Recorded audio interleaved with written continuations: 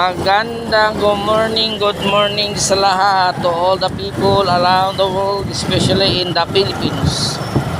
I love the Philippines, mga kababayan.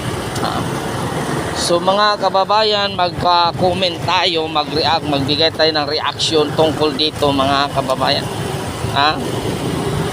Ito ngayon ang sinasabi ng Chinese Embassy to the Philippines, mga kababayan. So mag-react, magbigay tayo ng reaction at kayo din kung anong reaction ninyo.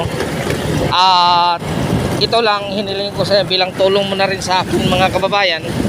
So, kung hindi pa ka nakasubscribe sa aking channel, please pa-subscribe naman, mga kababayan. Nandito tayo sa napakainit na panahon sa Banilad, Cebu City, mga kababayan.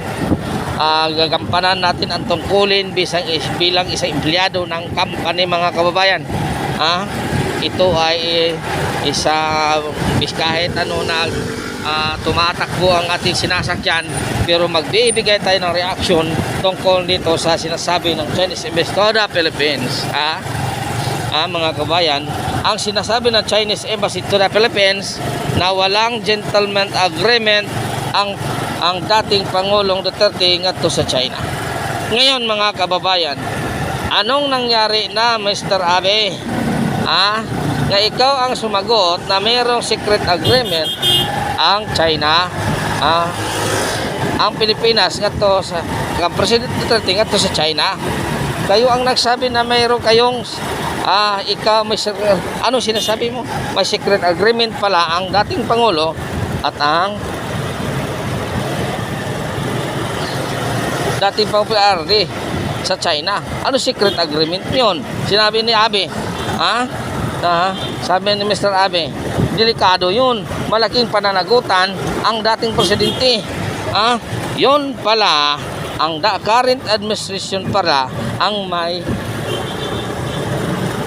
may kasunduan to the China.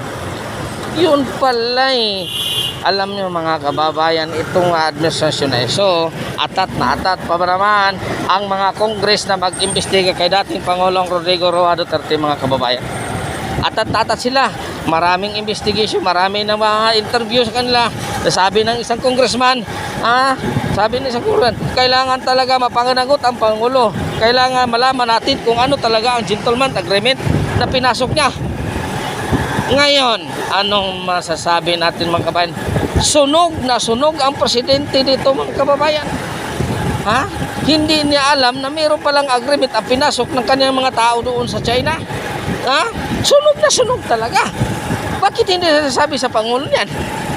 Bakit hindi alam? Siya mismo ang Pangulo na sabi na mayroong gentleman agreement ang pinasok ni President Duterte. Ngayon, ano sinabi ng Chinese Embassy to the Philippines? Walang gentleman agreement nga pinasok ng dating Pangulong Roa Duterte. Ang current administration lang ang may pinasok na new agreement. New bagong agreement. Anong sinasabi ni Duterte ngayon noon? Na-press conference siya. Anong sinabi? Ang status quo RS where is. Walang nabago, mga kababayan. Paresim pa rin. Kung anong kasunduan noon, ngayon pa rin ang sinusunod. Ngayon, ang current administration, hindi niya alam na mayroon palang pinasok ang dati niyang Chinese Chinese envoy to the China, na mayroon palang pinasok na agreement. Pagkatapos ngayon, sasabihin nyo may pinasok si Parade. Yung pala yung amo nyo. Kaya ano sinasabi na? Ano sinabi niya? Walang pinasok ang dating Pangulong PRD na gentleman agreement, kundi ang current administration mayroong pinasok na agreement. Ngayon, congressman, mga congressman, hinahamon ko kayo. Hinahamon ko kayo. Mag-imbestiga na kayo. Mag-imbestiga kayo para mapahiya kayo. Ipatawag nyo si Pangulong Duterte at ipatawag nyo si Pangulong Marcos para magkaalaman. Ito na ang tamang panahon para malaman nyo ang katotohanan. Ano pa kayo? Atat na atat kayong mag-imbestiga. Yun kasi ang role ninyo eh. Ngayon, Anong sinasabi ng Chinese? Wala na kayong masabi noon. Para kayong nabingi na ang sinasabi ng Chinese Embassy. Nabingi kayo at nabulag-bulagan na kayo sa sinasabi ng Chinese Embassy. Anong sabihin nyo? Ha? Sabihin nyo? Ha? Hindi totoo yan? Chinese Embassy na yan ang nagsabi. Kung anong sinasabi ng Chinese Embassy, yun ang sinasabi ng Pangulo nila. Wala. Sunog kayo talaga. Sunog na sunog talaga ang inyong ginagawa. Ha? Mga kababayan? Ito ang ating reaksyon mga kababayan. Atat na atat ang congressman na mag-imbestiga. Ha? Atat na atat. Ha? Anong sinasabi ni Senator Villanueva? Huwag kayong maniwala sa China. Kung magkaisa tayo, magkaisa tayo. Ha? Pinaikot-ikot lang tayo yan. Kung mayroong gentleman agreement, bakit? Mayroong bang documentation? Yan. Mayroong bang documentation na magpatotoo na mayroon talaga silang secret gentleman agreement? Wala naman ha. So anong masasabi niyo ngayon? Pag kayo doon, pag makita doon na ang current administration pala may pinasok na gentleman agreement, ano masasabi niyo sa Congress?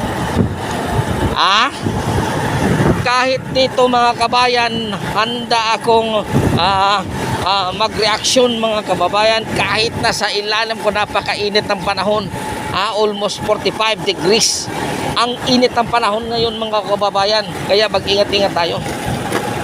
Pero nagbibigay tayo ng reaksyon mga kababayan sa ating mga kapwa natin Pilipino. Kayo mga kababayan, anong reaksyon nyo? Kapwa natin didis, kung hindi pa ka nag-subscribe, subscribe naman dyan. Pakipindot na yung subscribe button, like and share ang aking video. Yun lang ang hinihingi ko sa inyo mga DDS. Labanan natin ang fake news. Labanan natin isuwalat natin ang katotohanan. Hindi na mangyayari noon sa ngayon. Hindi na mangyayari kasi alam na natin ang katotohanan. So maraming salamat mga kababayan. Hanggang dito na lang ang iyong lingkod, Arman Kagapi, sa iyong channel. God is good all the time. God is good mga kababayan. Nandito na po tayo sa Talambat, Pichingyor, kaninyong tanan.